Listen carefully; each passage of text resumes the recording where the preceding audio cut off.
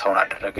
በቃይ ሰይጣኖቹ ከፍ ያለ ተስፋ የተጣለበት ባይተዋር ሰው በሚፈለገው ልክ ሜዳ ላይ አላንጸባረቀም።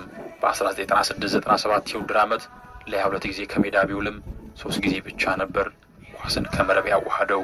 በጨዋታ ጎል ከማስቆጠር ይልቅ የቡድን ጓደኞቹን ማገዝ እንደሚቀና የሚናገረው ፖቦሮስኪ ሁለተኛ ዓመት የዩናይትድ ቆይታው የብርሃን ፍንጣቂዎቹ የረገፉበት የተስፋው መንገድ የተሰናከለበት ዓመት ሆነ። ለከፍታ የታጨው ኮከብም 18 ወራትን ብቻ በዩናይትድ አሳለፈ። ከተጫዋቹ ብቃት መድከም ባለፈ በጊዜው የእንግሊዝ ተስፋ ዴቪድ ቤካም ጋር ለቦታው መፋለም ነበረበት፣ ግን አልሆነም። ጊዜውንም እንዲህ ያወሳል። ከዋናው ቡድን ተነጥዬ ልምምድ ሰራ ነበር። ለዋናው ቡድን የመጫወት እድል ሳገኝ ለአሰልጣኝ አቅሜን ለማሳየት እጥራለሁ። በዩናይትድ የኔ ምርጥ ጨዋታ ከሊድስ ጋር ያደረግነው ነበር። በጨዋታው 1 ጎል ያስቆጠርኩበት፣ ነገር ግን በኦልድ ትራፎርድ የተጫወትኩበት እያንዳንዱ አጋጣሚ ለኔ ልዩ ነበር። በአመቱ መጨረሻም ዋንጫ አሳካን። የብሔራዊ ቡድን አጋሪም ፓቬል ስሮኒክ የእንኳን ደስ ያለ መልእክት ላከልኝ። በቋሚነት ኳስን መጫወት እፈልግ ነበር። ለቼክ ሪፐብሊክ ስጫወት ሰዎች ከኔ ተአምር ይጠብቁ ነበር፣ ነገር ግን ብቃቴን ጠብቄ መዝለቅ አልቻልኩም። በመጨረሻም ከፈርጉሰን ጋር ተቀምጬ አወራሁ። መጫወት እንደምፈልግና ደስተኛ እንዳልሆንኩ ነገርኳቸው።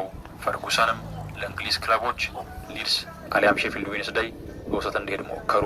በመጨረሻ ግን ለቤኔፊካ ፊርማዬን አኖርኩ።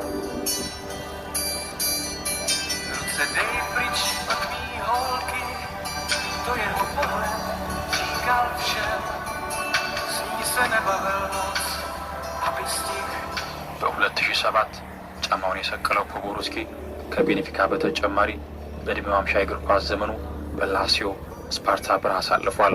በ2016 ከሞት እንደተረፈም ይናገራል። የህመሜን ዋነኛ ችግር ለማወቅ እጅግ ዘግይቼ ነበር። ራሴን ስቼ ነበር። ከእንቅልፌ ስነቃም ስለ ራሴ ጥያቄዎችን አቀረቡልኝ። ሁሉም የፊቴ ጡንቻዎች ፓራላይዝድ ሆነው ነበር። የአንጎል ኢንፌክሽን ነበር። ለ3 ሳምንታት በኳራንቲን ውስጥ ነበርኩ። መብላት አልችልም። ፀሐይን አይኔ መቋቋም አይችልም ነበርና አይኖችን መጨፈን ነበረብኝ። በጣም እፈራ ነበር። 1996 ሲታወስ ስሙ የማይዘነጋው ሩቅ አልሞ ቅርብ ያደረውን ኮከብ እንዲቃኝ ነው። ቸር ሰንብቱልን።